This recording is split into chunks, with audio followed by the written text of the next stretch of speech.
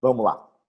Então, esses dois conceitos de holding, né? O que a gente ontem carinhosamente estava chamando de holding de verdade e holding de mentira, a gente consegue identificar por dois critérios. Um é o objeto social, a forma, e o outro é a essência dessa forma, se a gente efetivamente executa aquela atividade social. Então, holding de verdade, atividade de participações, tem que ter no seu balanço cotas, ações. Quais são os termos que estão associados a uma holding de verdade? Coligada, controlada, controladora, equivalência patrimonial, compra com ágil, compra vantajosa, tá? Lá na holding de mentira, o que o nosso cliente ele vem falando de holding todo feliz? Doutor, quero fazer uma round. Aí o cara fala, pô, uma round, mas o que tu tem de round aí? Ah, eu sou funcionário público, sou servidor público, sou desembargador do Tribunal do Sergipe aqui, por exemplo. Comecei a trabalhar na magistratura faz 30 anos. Quando eu comecei a trabalhar, comprei um monte de terrinha aqui no meu litoral. Cara, isso valorizou pra caramba. Construí uns prédios, estou alugando, recebo 10 vezes mais de aluguel do que eu recebo de vencimentos do Estado, que era uma holding. O que ele está falando, na verdade? Está falando de uma pessoa jurídica para transferir a atividade de ser proprietário de imóveis que a gente está acostumado a ver na pessoa física, este fenômeno, a pejotização, seja da profissão, falamos ontem, seja da atividade empreendedora. Pô, ninguém que é aqui empreendedor trabalha na pessoa física. Todo mundo trabalha com uma pessoa jurídica. Para quê? Entre aspas, para blindar o patrimônio, tá? Proteção patrimonial não é uma característica da holding. Proteção patrimonial é uma característica das pessoas jurídicas de responsabilidade limitada. Economia tributária não é uma característica das holdings. É uma característica das pessoas jurídicas, tá? Então, quando eu sou padeiro e eu desempenho a minha atividade na pessoa física, eu vou vender para uma pessoa jurídica, vai ter retenção, eu vou pagar 27,5%, né? Ainda vai ter rolo com a Previdência. O que eu faço? Abro uma empresa do Simples, vou pagar 7% aí. Bem mais simples, né? Como fala o próprio nome. Imagina que eu tenho uma empresa que está no Simples, uma loja. Aí a minha esposa tem outra. Meu filho tem outra, meu outro filho tem outra, minha sogra, meu sogro. Cara, eu tenho 25 CNPJs, tudo no Simples, né? Isso não é... Acho que de repente alguém vivencia isso. Como é que um cara desse vai ter holding? Holding de verdade, pessoa jurídica sendo dona dessas empresas operacionais do Simples, se a legislação não permite. Então, pode acontecer de vocês terem empresas operacionais no Simples, que não permite holding, de verdade, pessoa jurídica, e ter que montar a holding de mentira. Particularidadezinha do dia a dia que dá dor de cabeça, mas tem como fazer, tá? Só para ilustrar aí, trazer a matéria para o nosso dia a dia. Turma, Professor, oi, fica à vontade. necessariamente uma holding ou ela é presumida ou ela é real. Sim. Do Simples não pode ser. A atividade de participar em outras empresas está vedada no Simples. Uhum, Tá? Então, tá, ou é obrigada. presumido ou é real. Uhum, Não é uma regra, tá? Mas, em geral, a holding de mentira barra a holding patrimonial barra a empresa imobiliária é do presumido. A holding de verdade barra controladora barra holding familiar, que nós vamos estudar ela hoje, ela tende a ser do lucro real, tá? Pô, não é uma regra, não. Pô, real presumido, não. Mas quando a gente vai pegar na maioria aqui do escritório dos nossos trabalhos, acaba tendo esse padrão, tá? Vamos abordar esses termos aí. A gente, então, está batalhando para deixar bem claro que temos dois conceitos de empresas holding. O conceito de uma empresa que é dona de outra e o conceito de uma empresa que é dona de imóveis. Tudo bem, galera?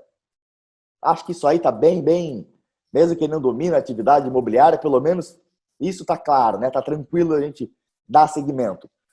Joia. Por que, afinal de contas, alguém inventou de fazer essa holding patrimonial? Pô, legal.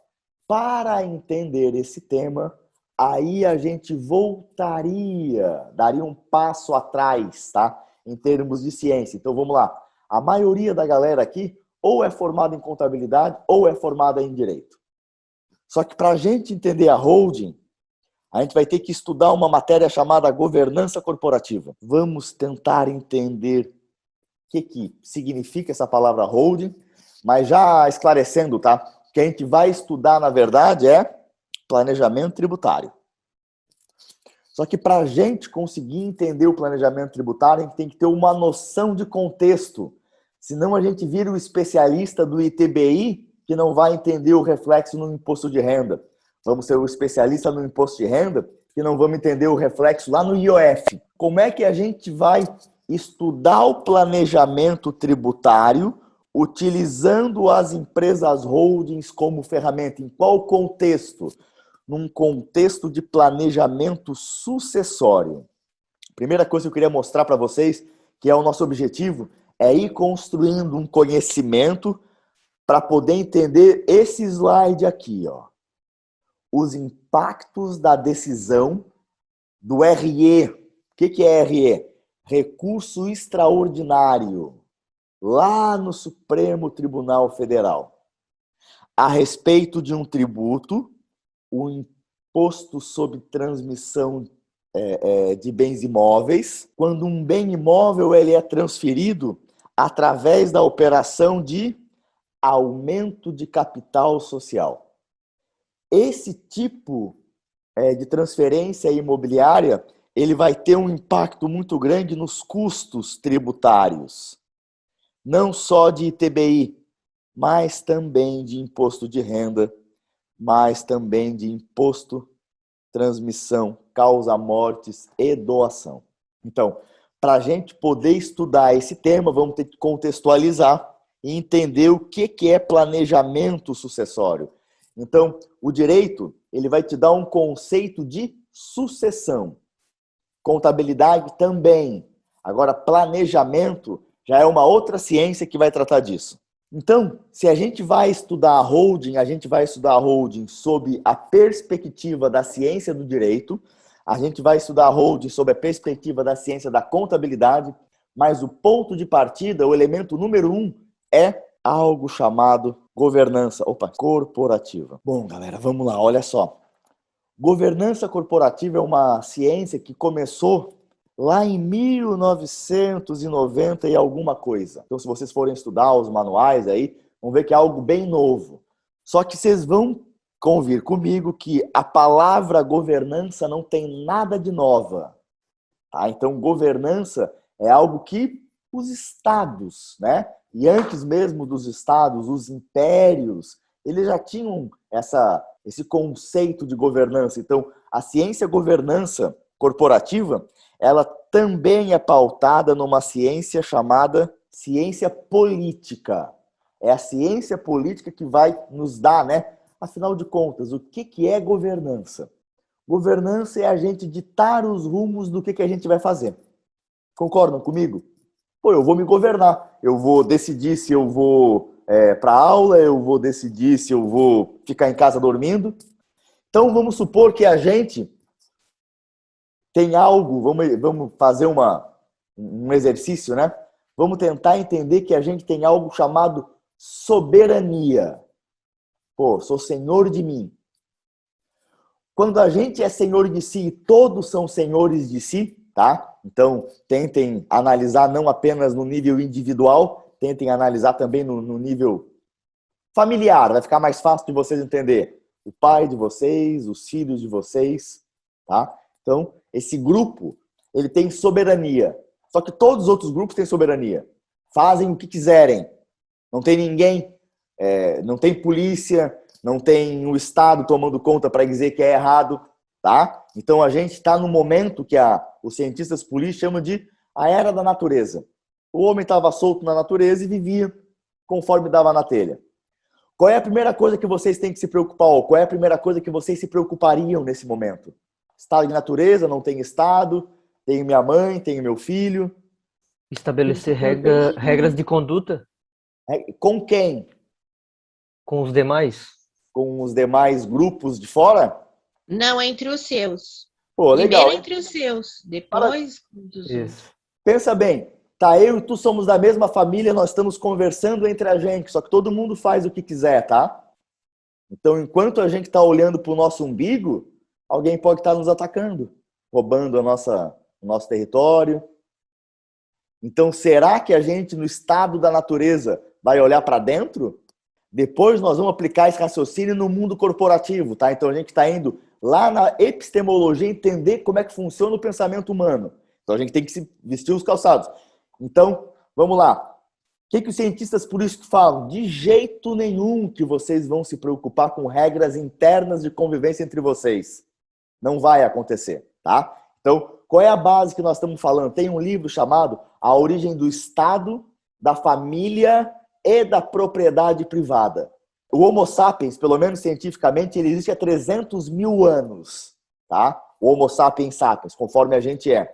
De 300 mil anos antes de Cristo até 10 mil anos antes de Cristo, a nossa sociedade, ou seja, durante 290 mil anos, a gente era coletor e caçador. A gente era nômade, a gente andava em pequenos grupos e a gente literalmente vivia catando coquinho. Comendo, catava coquinho, acabava o coquinho e ia para um outro lugar. E quando a gente estava nesse momento de catar coquinho, a gente vivia fugindo de grandes animais, fugindo de outros grupos. E como é que funcionava a ordem interna? Olha que interessante. A ordem interna, quem mandavam eram as mulheres. Era uma sociedade extremamente matriarcal. A gente passou 290 mil anos sendo mandado por mulher, cara. Por isso que nós tá no DNA, é atávico ser pau mandado de mulher, cara. Por que a gente era uma sociedade matriarcal? Pensa o seguinte, não tinha religião, não tinha regra, era uma bagunça, a gente andava... Então o homem e a mulher copulavam e depois se separavam. Então não se sabia quem era o pai da criança, literalmente. Só que se sabia quem era a mãe. Então era a mãe que exercia o relacionamento com o filho, com a prole. Era a mãe que determinava o comando do proletariado. Então, eu não vou respeitar um cara que eu não sei quem é, vou respeitar minha mãe que cuidou de mim. E um cara que eu não sei quem é, por mais forte fisicamente que ele seja do que a minha mãe, pô, não é mais forte do que eu, do que o meu irmão, do que... Então, a sociedade girava em torno da mulher, tá? Quando que isso mudou? Quando a gente percebeu que dava para plantar, que a árvore, a gente viu o pé de milho, né? Ou sei lá qual foi a primeira cultura, lá por 12 mil anos antes de Cristo, o ser humano se fixou em um determinado lugar porque ele percebeu que dava para cultivar plantas e dava para ter animais. Com isso, o homem seguinte, homem ser humano, homem, né? Não ser humano, o sexo masculino. Pera um pouquinho, agora me interessa que aquele gurizão lá seja meu filho. Por quê? Porque ele vai me ajudar a cuidar da minha propriedade. A origem da propriedade é uma relação do homem com a terra. Durante esses 300 mil anos, o homem tinha roupa, o homem tinha instrumento, o homem tinha propriedade. Só que a relação dele com a terra, aí muda a forma como a humanidade pensou. Legal. Nesse momento, deixamos de ser uma sociedade matriarcal, passamos a ser uma sociedade patriarcal. O homem começou a dar as cartas. Pensa que quando a gente está fugindo, a gente está buscando segurança. Só que em determinado momento, o mais importante para o ser humano, que é o grupo no qual ele está inserido, parou de fugir. A gente está no que se chama de era da guerra, pequenos grupos sempre guerreando com pequenos grupos, e a gente vai se fixar em um determinado local. Vocês percebem que esses grupos se tornam presas fáceis para outros grupos? Qual é a primeira coisa que governança pensa, então? Primeira. Se defender de ataques externos, então? Maravilha. Primeira coisa que tu vais pensar em termos de governança é proteção. A partir do momento que... Vamos lá. Vamos agora... esse tipo de raciocínio a gente vai trazer de qual ciência? Da estratégia. Ele está organizando as coisas para chegar num objetivo. Maravilha. Governança é isso. Eu tenho uma tomada de decisão, vou fazer determinada coisa, tem que ter um plano para conseguir executar o que eu quero, né? Colocar em prática. Então, imagina que essa estratégia organizacional é uma disciplina que surgiu lá em 1960. O nome do livro que inaugurou a disciplina Estratégia Organizacional se chama Planejamento Estratégico. Planejamento estratégico é um dos sentidos da estratégia, né? É quando a gente pensa a estratégia daqui para frente num plano formalizado, mas a gente vai perceber que estratégia é muito mais do que isso. A estratégia organizacional, esse livro, quem escreveu esse livro foi um cara chamado Igor Ansoff. Nas dedicatórias ele fala assim, ó, pô, esse livro, nem vale a pena ler esse livro, tá ultrapassado, era num outro contexto, mas a introdução desse livro ele fala o seguinte: dedico esse livro a quem me inspirou, General von Clausewitz. Então, quem está na administração, um dos primeiros livros que a gente recebe para ler é A Arte da Guerra. Pô, um livro de 2.500 anos falando sobre guerra, vai falar sobre estratégia. Então, a estratégia que a gente aplica hoje na corporação está muito inspirada na estratégia militar, tá? Então, vamos pensar o seguinte: vocês são generais, vocês têm um exército. Qual é a primeira coisa que vocês vão pensar para comandar esse exército? Já colocaram ali, proteção. Vocês vão pensar em como é que vocês vão... Um exército é composto de, por exemplo, 80 soldados. Primeira preocupação do general: como não transformar esses 80 soldados em 79? Isso, a professora falava muito sobre a questão de defesa. Isso mesmo, lembro. Maravilha. Então, quando a gente vai falar de governança, pensa o seguinte, legal, uma vez que a gente está seguro, então lá na época das cavernas, lá, a gente sabe que não vão mais nos atacar, estamos numa colina, fizemos alguns muros, estamos protegidos. Qual é o próximo pensamento que a governança vai nos dar? São 2 princípios básicos de ação que eu quero que vocês tenham daqui para frente. O primeiro é a proteção. Pô, tem que me proteger. Uma vez protegido, o que a gente faz? Tenta obter uma vantagem. Como é que funciona isso no exército? Protege o teu território. Tá protegido? Tenta obter mais território. Obteve mais território, reorganiza, se protege novamente, tá protegido? Avança mais um pouco. Funciona assim no mercado.